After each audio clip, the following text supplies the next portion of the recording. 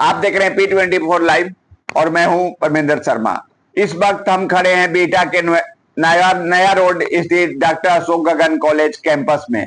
आज यहां शिक्षा और शिक्षकों के सम्मान में एक बेहद खास कार्यक्रम ग्लोबल आइकन अवार्ड 2026 का आयोजन किया गया है। एकेडमी ऑफ ग्लोबल अचीवर्स के सौजन्य से आयोजित इस समारोह में दानापुर और पालीगंज अनुमंडल के सैकड़ों नामचीन शिक्षक, शिक्षाविद और प्राचार्य जुटे हैं। लेकिन आज का यह मंच सिर्फ सम्मान का नहीं, बल्कि बिहार के शिक्षकों के हक और उनके अधिकार और उनके राजनीतिक वजूद की लड़ाई का गवाह बनने जा रहा है। कार्यक्रम की शुरुआत दीप प्रज्वलन के साथ हो चुकी है। आइए आपको सीधे लिए चलते हैं। ग्लोबल आइकॉन अवार्ड 2026 में 5 अनुमंडल में हो चुका है, 6ठा हो रहा है। मैम बिहटा के क्या कहिएगा मैम, कितना अच्छा लग रहा है, शिक्षक को सम्मान मिल रहा है। स्टार्ट करें। कार्यक्रम में स्वागत है। मैं डॉक्टर दिव्या ज्योति आज आप सबको इस मंच से संबोधित करते हुए ये बताना चाहूँगी कि आज का ये कार्यक्रम ही शिक्षक सम्मान समारोह है। शिक्षक सम्मान समारोह का कार्यक्रम हम लोगों ने 8 मार्च 2026 को महिला दिवस के दिन प्रारंभ किया था। उस समय जिला स्तरीय कार्यक्रम हुआ था। पटना जिला में, नवादा जिला में और नालंदा जिला में हमने बृहद कार्यक्रम किया। इसमें हजारों शिक्षकों को हम लोगों ने सम्मानित करने का कार्यक्रम रखा था। उसमें सभी विद्यालय, सरकारी और निजी विद्यालय, सरकारी और निजी महाविद्यालय के प्राचार्यगण और शिक्षकगण वहाँ के कार्यक्रम में आए थे। अभी हमारा अनुमंडल स्तरीय कार्यक्रम चल रहा है। दानापुर और पटना अनुमंडल का हमने पटना में भी कार्यक्रम किया। अभी बाढ़ का अनुमंडल का प्रोग्राम हमने अभी बाढ़ में किया और अभी पालीगंज अनुमंडल का प्रोग्राम अभी आपके सामने बिहटा में हम लोगों ने रखा है। आज भी देखिए सैकड़ों की संख्या में शिक्षक, शिक्षिकाएं, प्राचार्यगण इस कार्यक्रम में आए हुए हैं। आप सबको यहाँ से यह बताना चाहूँगी कि यह जो ग्लोबल आइकॉन अवार्ड करके जो हम लोगों ने एक परिपाटी शुरू की है शिक्षकों को सम्मानित करने का, यह केवल एक शिक्षक सम्मान समारोह नहीं है। इसे आप केवल एक सम्मान समारोह की नज़र से न देखेंगे। यह दरअसल हम उन शिक्षकों को प्लेटफॉर्म दे रहे हैं जिनकी हक की लड़ाई आज तक लड़ी नहीं गई। शिक्षकों को जो सम्मान आज लंबे समय से बिहार में नहीं दिया गया है, जितने उपेक्षित रहे हैं, शोषित रहे हैं, उनकी बातों को किसी प्लेटफॉर्म पर उठाया नहीं गया, उनके आवाज़ को मजबूती से कहीं रखा नहीं गया, उनके हक की लड़ाई कभी लड़ी नहीं गई। तो हम लोग आगे आए हैं अपने शिक्षक बंधुओं के आवाज़ पर ही, उनके निवेदन पर ही। बहुत सारे शिक्षकों की जो एक वॉइस था कि आप मैम हम लोगों का नेतृत्व कीजिए, हमारी आवाज़ बनिए और इस शिक्षक समाज को जो कि काफ़ी उपेक्षित, शोषित और प्रताड़ित रही है इस सरकार में लंबे समय से, तो उस प्रताड़ना से, उस शोषण से इस शिक्षक समाज को मुक्त कराइए, उनके हक की आवाज़ उठाइए और उनको हक दिलवाइए। आज यह मंच उनके अधिकारों का मंच है, उनके सम्मान का मंच है।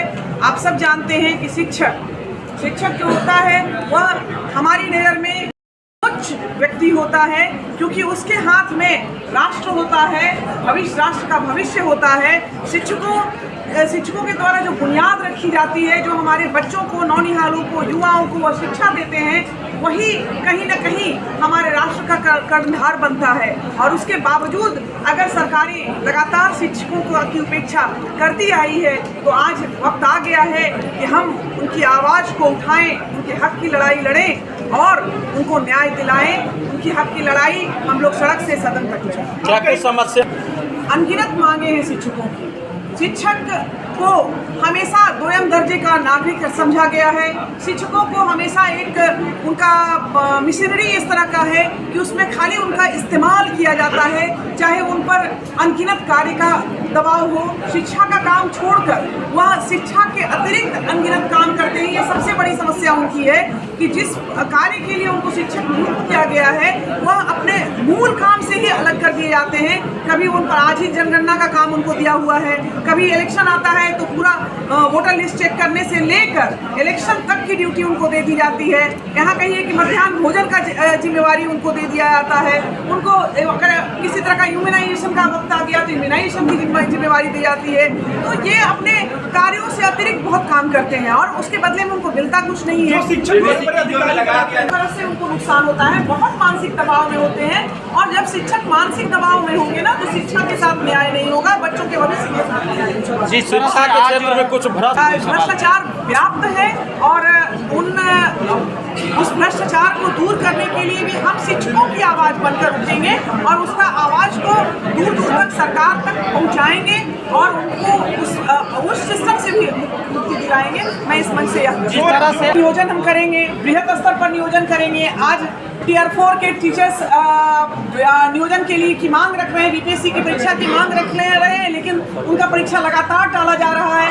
वो बताइए कि वो बीएड डीएलएड जैसी शिक्षा प्राप्त एमएड करके फिर से एसटीटी सीटीटी सीटेट एस्टेट करके और वो वेट कर रहे हैं बीपीएससी के एग्जामिनेशन का।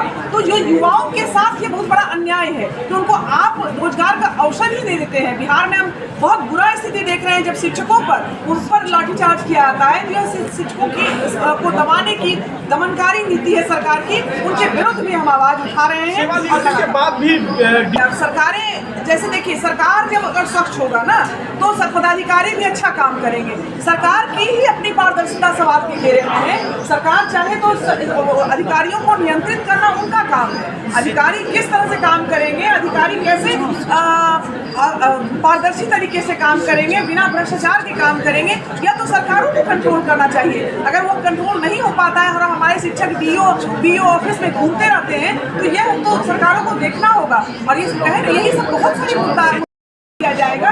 ये तो कहेंगे कि शिक्षा की जरूरत क्या है। अगर शिक्षा की जरूरत नहीं होती है, चाणक्य की परंपरा हमारे यहाँ रही है।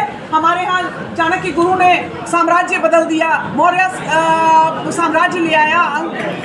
तो आप कह रहे हैं क्या कि शिक्षकों की जरूरत नहीं है? हमारे यहाँ नालंदा और विक्रमशिला जैसे विश्वविद्यालय रहे, प्राचीन काल से विश्वविद्यालय रहे और उसके द्वारा हम पूरे विश्व में जब शिक्षा की अलग यही बिहार की धरती जगाती थी, वहाँ का शिक्षा मंत्री अगर कहता है कि यहाँ शिक्षा की क्या जरूरत है तो यह दुर्भाग्यपूर्ण है इस राज्य के लिए। हमें शिक्षा पर काम करने की बहुत आवश्यकता है। हमें शिक्षकों के सम्मान के लिए काम करने की बहुत आवश्यकता है। मेंस और पीटी का एग्जाम निकालना अब जो है शिक्षकों के लिए आम बात है, क्या कहेंगे इसको? मेंस और टीपीटी परीक्षा जो है टीचर को देना पड़ रहा है। हाँ, ये भी एक शोषणकारी नीति है बिहार सरकार की। मैं तो आश्चर्य करती हूँ कि जब आप बीएड डीएलएड एमएड जैसे कोर्स रखते हैं जिसकी पात्रता ही शिक्षक बनने के लिए होती है, कोर्स की पात्रता ही होती है, तो आपको सीटेट एस्टेट जैसा भी एक और स्टेयर दिया हुआ था आपने, और उस स्टेयर के बाद अब उस चौथा स्टेयर आपने बीपीएससी के एग्जामिनेशन के रूप में दे दिया। आप एक अदद नौकरी के लिए हमारे युवाओं का जिस तरह से प्रताड़ना और शोषण कर रहे हैं ना, वह बहुत दुर्भाग्यपूर्ण है इस राज्य के लिए और इस पर काम करने की बहुत आवश्यकता है। शायद अगर हमें मौका मिला शिक्षकों के नेतृत्व करने का, जो विश्वास उन लोगों ने हमारे ऊपर दिखाया है, तो हम इस आवाज को, इस व्यवस्था को बदलने की पूरी कोशिश करेंगे। हम कोशिश करेंगे कि शिक्षकों को वो बीपीएससी के थ्रू नहीं आना पड़े, ये बीपीएससी की परंपरा को हम रोकेंगे। और हम चाहेंगे कि अगर आपने मिनिमम जो आपका क्वालिफिकेशन है बीएड डीएलएड एमएड, वो अगर आप किए हुए हैं तो आपको शिक्षक बनने के लिए ही आपने ये क्वालिफिकेशन लिया था। उसके बाद आपको सीटेट भी दे रहे हैं, स्टेट भी दे रहे हैं, उसके बाद और किसी एग्जामिनेशन की आवश्यकता उनको नहीं पड़नी चाहिए। उनको रोजगार मिलना चाहिए, उनकी आर्थिक समृद्धि के लिए काम करना होगा, उनको मानसिक यात्रा से मुक्त करना होगा शिक्षकों को। आज हिंदी पत्रकार दिवस है, पत्रकार बंधुओं को मेरा यहाँ से बहुत सारी शुभकामनाएं हैं। हिंदी को बढ़ाने की आवश्यकता है। आप अपने पत्रकारिता के माध्यम से, अपने जर्नलिज्म के माध्यम से हिंदी को जितना प्रमोट करेंगे, वह हिंदी राज्य है, हमारे देश में हमारी भाषा, मातृभाषा हिंदी है। हम चाहेंगे कि वह अधिक से अधिक फले फूले और यहाँ से यही संदेश देंगे कि आप सब बेहतरीन काम करें। आपके भविष्य के लिए भी अच्छा काम होना चाहिए। सरकार को हमारे चौथे स्तंभ की भी रक्षा करनी चाहिए। जारी रहेगा या सिर्फ चुनावी वादे? सबसे पहले आज हिंदी पत्रकारिता दिवस के अवसर पर आप तमाम विभिन्न चैनलों से आए हुए हमारे साथी इलेक्ट्रॉनिक भैया उतना नहीं घुसाइए, शूट कर के तमाम हमारे दूर से जूम करके बना हमारे पत्रकार हैं, सबको आप शुभकामना, बधाई, स्वस्थ रहे, आनंद रहे, सुखी रहे। साथियों, आपका प्रश्न है कि आज अवार्ड के संदर्भ में आज हम यहाँ बैठे हैं। ये परंपरा है, हम लगातार करते रहे हैं और आगे भी करते रहें। आप अन्य स्रोत से भी आप हमको जानते हैं। इस तरह का सम्मान देने का कार्यक्रम मेरा ये कोई मेरे लिए नया नहीं है। हो सकता है कुछ लोगों के लिए नया है। आप में से बहुत सारे साथी हैं जो हमारे 25 इस तरह के कार्यक्रम में आप आए हैं और आपने देखा है कि यही हमारा nature and signature cannot be change, आप सब जानते हैं। ये हमारे नेचर का हिस्सा है, हमारा स्वभाव का हिस्सा है। इसको हम लोग ताकत दे रहे हैं। हम चाहेंगे कि आप भी शिक्षकों की आवाज़ बने, शिक्षकों को न्याय दिलाने के उनके हक की लड़ाई करें, चाहे उनका पेंशन की लड़ाई हो, चाहे उनके समान वेतनमान का लड़ाई हो। आप भी भागीदार बने। आपके घर के भी शिक्षक है, बहुत सारे इसमें पत्रकार भी शिक्षक हैं, हमारे बहुत साथी हैं, टीचर नहीं आ रहे हैं सामने। ये हमारे सरकार काम नहीं कर पा रही है, हम लोग काम का पूरा आते हैं। जो शिक्षक साइंटिस्ट बनाता है, जो शिक्षक IIT बनाता है, जो शिक्षक IAS ब्यूरोक्रेट बनाता है, जो शिक्षक सबसे देश का सबसे बड़ा डॉक्टर बनाता है, जो शिक्षक हवाई एटॉमिक रिसर्च सेंटर के माध्यम से सारे तरह का रिसर्च का काम करता है, जो इसरो बनाता है, जो स्पेस पर है, चाहे बेटी हो या बेटा हो, बेटे का यही हम ही आप शिक्षक कर रहे हैं काम। लेकिन उसको अगर सम्मान नहीं मिले तो इस मुल्क के लिए दुर्भाग्य है, इस राज्य के लिए दुर्भाग्य है। एक मैम आप पर काम कर रहे हैं और बेहतर से बेहतर करने का आगे भी हम लोग कोशिश करेंगे। डेमोक्रेटिक सिस्टम में अगर कोई बीए किया हुआ व्यक्ति भी मंत्री बनता है तो ये तो हमारे डेमोक्रेटिक सेटअप का खूबसूरती है, उसकी बुराई मैं नहीं करूँगी। लेकिन तो जैसा कि आपने देखा, ग्लोबल आइकन अवार्ड समारोह में जहां एक तरफ राष्ट्र निर्माता शिक्षकों को स्मृति चिन्ह देकर सम्मानित किया गया, तो वही दूसरी तरफ यहां से पटना शिक्षक निर्वाचन क्षेत्र में बड़े बदलाव का शंखनाद भी कर दिया गया है। एकेडमी ऑफ ग्लोबल अचीवर्स की चेयरपर्सन और MLC प्रत्याशी डॉक्टर दिव्य ज्योति ने मौजूदा व्यवस्था पर तीखा हमला बोलते हुए साफ कर दिया है कि अब राजनीति सिर्फ पद बचाने की नहीं, बल्कि शिक्षक और समाज का भविष्य बचाने की होगी। 30 सालों की उपेक्षा के खिलाफ यहाँ मौजूद तमाम शिक्षकों ने परिवर्तन का संकल्प ले लिया है। अब देखना यह होगा कि बेटा की धरती से उठी यह हुंकार पटना विधान परिषद की गलियारों में क्या रंग लाती है।